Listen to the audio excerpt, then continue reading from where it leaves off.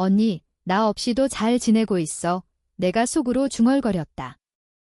서울의 번잡한 거리에서 지하철 문이 닫히는 순간 내 가슴은 이미 찢어질 듯 아팠다. 출장으로 부산으로 가는 길이었다.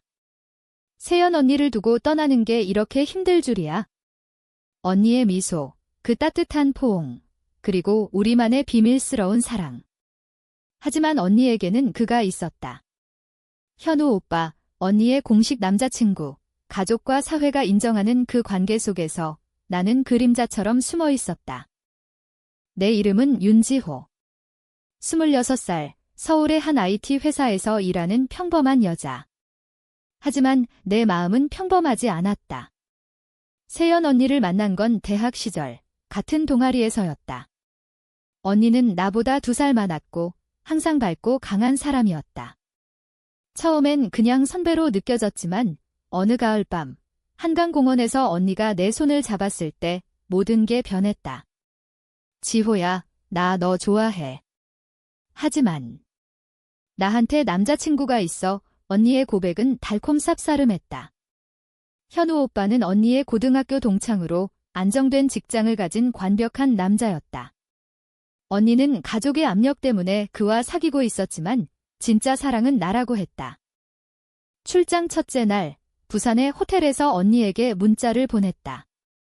언니, 보고 싶어. 빨리 돌아갈게. 이 답장은 금방 왔다. 나도. 조심히 다녀와. 하지만 그날 밤 이상한 예감이 들었다.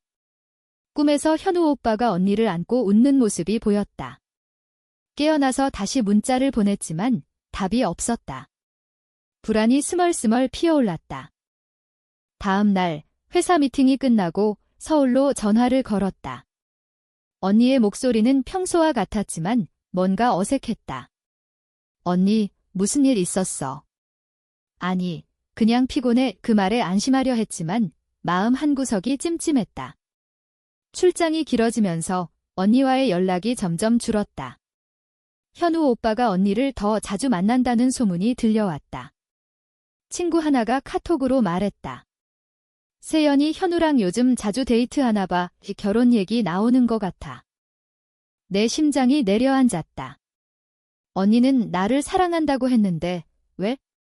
출장 마지막 날 비행기에서 내려 서울로 달려갔다. 집에 도착하니 언니의 방문이 살짝 열려 있었다. 안을 들여다보니 현우 오빠가 언니의 어깨에 손을 올리고 있었다.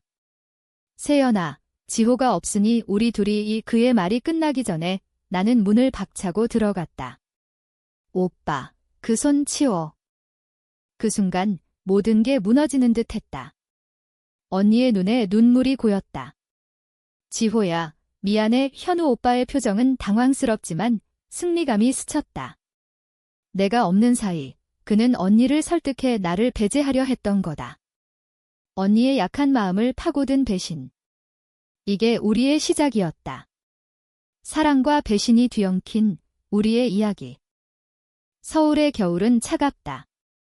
한강 바람이 뼈를 애는 계절에 나는 세연 언니와의 추억을 되새기며 길을 걸었다. 언니와 처음 키스한 건 대학 축제 후였다. 불꽃놀이가 터지는 밤하늘 아래 언니가 속삭였다. 지호야, 나랑 같이 있어줘. 그때부터 우리는 비밀 연인이었다. 하지만 한국 사회에서 레즈비언으로 사는 건 쉽지 않았다. 가족의 기대, 친구들의 시선, 모든 게 우리를 옥죄었다. 현우 오빠는 그 틈을 노렸다. 내가 부산에 있는 동안 그는 언니를 데리고 제주도로 여행을 갔다고 했다. 언니의 인스타에 올라온 사진을 봤다. 바다를 배경으로 웃는 두 사람. 내 가슴이 찢어졌다. 돌아온 후 언니를 추궁했다. 언니, 왜? 나 사랑한다고 했잖아. 언니는 울면서 말했다. 미안해, 지호야. 현우가 나한테 결혼하자고 했어? 부모님도 좋아하시고. 하지만 너 없인 못 살아. 그날 밤 우리는 서로를 안고 울었다. 언니의 몸이 떨렸다. 현우 오빠의 행동은 단순한 유혹이 아니었다. 그는 언니의 약점을 알았다. 언니의 가족은 보수적이었고 딸의 결혼을 바랐다. 오빠는 그걸 이용해 언니를 압박했다. 세연아, 그 애랑은 미래가 없어. 나랑 결혼하면 행복할 거야. 언니의 고백에 나는 분노했다. 하지만 더 아픈 건 언니의 망설임이었다. 다음 주 나는 현우 오빠를 만났다. 커피숍에서 직설적으로 물었다. 오빠, 왜 언니를 괴롭혀? 그는 웃으며 말했다. 지호 너 때문에 세연이가 힘들어해. 너 같은 애가 그 말에 내 주먹이 저절로 쥐어졌다. 한국에서 동성애는 여전히 금기. 오빠는 그걸 무기로 썼다. 언니와의 관계가 흔들리기 시작했다. 매일 밤 언니의 집에서 우리는 속삭였다. 언니, 나랑 도망칠까? 하지만 언니는 고개를 저었다. 지호야, 현실을 봐. 우리 부모님, 사회가 언니의 눈에는 두려움이 가득했다. 현우 오빠의 배신은 우리를 더 가깝게 만들었지만 동시에 균열을 냈다. 봄이 왔다. 벚꽃이 피는 계절. 우리는 여의도 공원으로 산책을 갔다. 꽃잎이 흩날리는 길에서 언니가 내 손을 잡았다. 지호야, 사랑해. 그 순간이 우리의 가장 아름다운 추억이었다. 하지만 집으로 돌아오니 현우 오빠가 기다리고 있었다. 세연아, 부모님 뵙자. 그는 언니의 팔을 잡았다. 나는 그를 밀치며 소리쳤다. 놔. 그날 큰 싸움이 벌어졌다. 현우 오빠는 나를 비난했다. 너 때문에 세연이가 정상적인 삶을 못 살아. 언니는 중간에서 울기만 했다. 결국 오빠는 가버렸지만 언니의 마음은 이미 흔들렸다. 지호야, 미안해. 나 현우랑 헤어질게. 하지만 그건 거짓이었다. 다음 날 언니는 오빠와 데이트를 갔다. 내 마음은 산산조각 났다. 친구들에게 털어놓을 수도 없었다. 한국에서 레즈비언으로 사는 건 외로웠다. 카페에서 혼자 앉아 언니의 사진을 보았다. 언니의 미소 뒤에 숨긴 고통. 현우 오빠의 행동은 단순한 질투가 아니었다. 그는 언니를 소유하려 했다. 내가 없는 동안 그는 언니에게 선물을 주고 미래를 약속했다. 나랑 결혼하면 너의 비밀 지켜줄게. 출근길에 지하철에서 언니의 문자를 받았다. 지호야, 만나자. 우리는 한강 다리 아래에서 만났다. 바람이 세차게 불었다. 언니가 말했다. 현우가 나한테 너에 대해 물었어. 우리 관계를 의심해. 내 심장이 멎는 듯 했다. 오빠가 우리 비밀을 알면? 사회의 시선, 가족의 배척. 공포가 밀려왔다. 그날부터 우리는 더 조심스러워졌다. 하지만 현우 오빠의 그림자는 사라지지 않았다. 그는 언니의 직장에 꽃을 보냈다. 동료들이 부러워하는 눈빛. 언니는 웃었지만 눈에는 슬픔이 스쳤다. 나는 참을 수 없었다. 오빠의 집으로 찾아갔다. 오빠, 언니 그만 괴롭혀. 그는 비웃었다. 너가 그만둬. 세연이는 나랑 행복할 거야. 집으로 돌아와 언니를 안았다. 언니, 나 믿어. 언니는 고개를 끄덕였다. 하지만 밤에 언니의 핸드폰이 울렸다. 현우 오빠의 전화. 언니가 받지 않자 문자가 왔다. 세연아, 지호랑 끝내. 안 그러면 위협이었다. 오빠는 우리 사진을 가지고 있었다. 내가 없는 사이에 언니의 방을 뒤진 거다. 충격이었다. 언니가 울며 말했다. 지호야, 어떻게 해. 우리는 밤새 대화를 나눴다. 한국 사회의 압력, 가족의 기대. 언니의 부모님은 현우 오빠를 좋아했다. 좋은 집안 애야. 하지만 언니의 진심은 나였다. 지호야, 너 없인 못 살아. 고조되는 긴장 속에서 나는 결심했다. 오빠를 대면하자. 하지만 그 전에 언니와의 사랑을 확인했다. 여름밤, 우리는 제주도로 도망쳤다. 바다를 보며 언니가 속삭였다. 영원히 같이 있어. 하지만 현실은 잔인했다. 오빠의 전화가 계속 왔다. 제주도의 여행은 꿈 같았다. 파도 소리가 우리를 감쌌다. 언니와 손잡고 해변을 걷는 순간 모든 걱정이 사라졌다. 하지만 서울로 돌아오니 현실이 기다렸다. 현우 오빠가 언니의 집 앞에 서 있었다. 세연아, 어디 갔었어? 그의 눈에 분노가 번뜩였다. 싸움이 시작됐다. 오빠가 소리쳤다. 지호 너 때문이야. 세연이를 망치고 있어. 언니는 나를 보호하려 애썼다. 현우야, 그만해. 나 지호 사랑해. 그 말에 오빠의 얼굴이 일그러졌다. 뭐? 너 미쳤어. 그는 언니의 팔을 잡아당겼다. 나는 그를 밀쳤다. 손 떼. 경찰이 올 뻔했다. 이웃들이 모여들었다.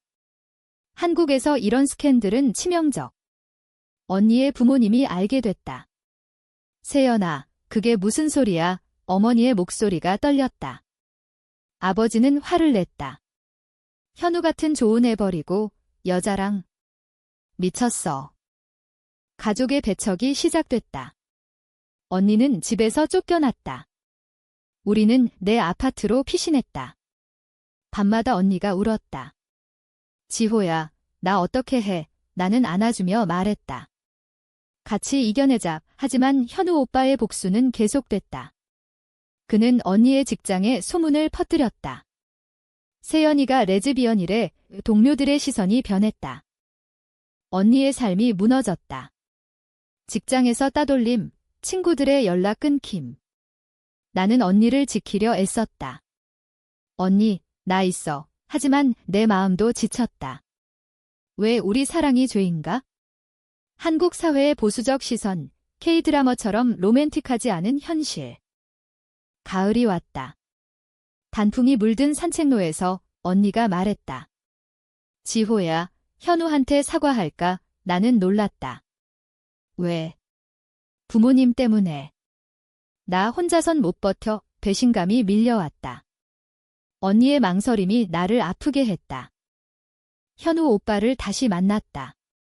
그는 만족스러워했다. 세연이가 돌아올 거야. 나는 물었다. 오빠, 왜 이렇게 해? 그는 대답했다. 사랑하니까. 너처럼 비정상적인 게 아니야. 그 말에 내 눈물이 흘렀다. 집으로 돌아와 언니와 대화했다.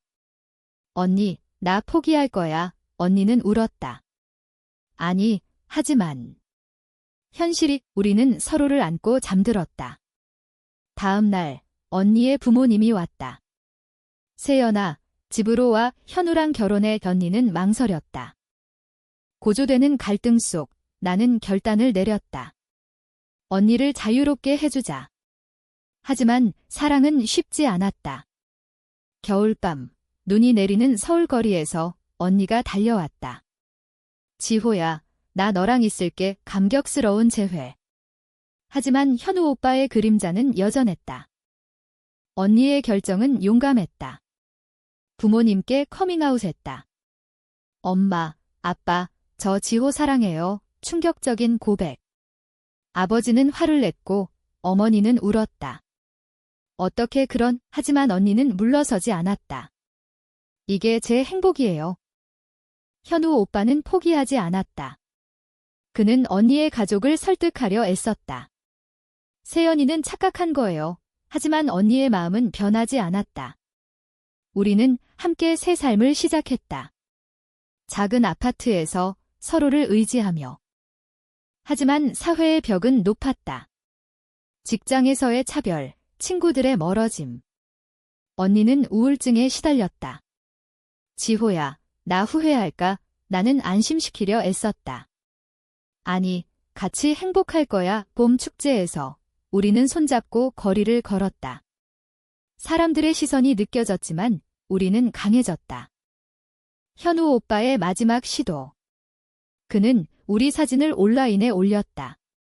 이런 사람들이 있어. 작풀이 쏟아졌다. 한국 네티즌의 잔인함. 우리는 공포에 떨었다.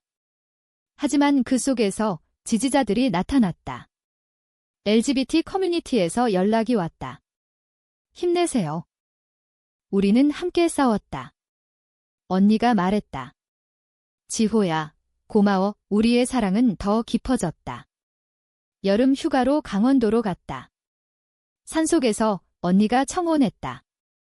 영원히 같이 해. 눈물이 흘렀다. 하지만 현실의 고난은 계속됐다. 언니의 부모님이 병이 났다. 세연아, 와봐. 전니는 망설였다. 지호야, 가봐야 해. 나는 동의했다. 병원에서 부모님은 언니를 안았다. 미안해, 세연아. 화해의 순간. 현우 오빠는 사라졌다.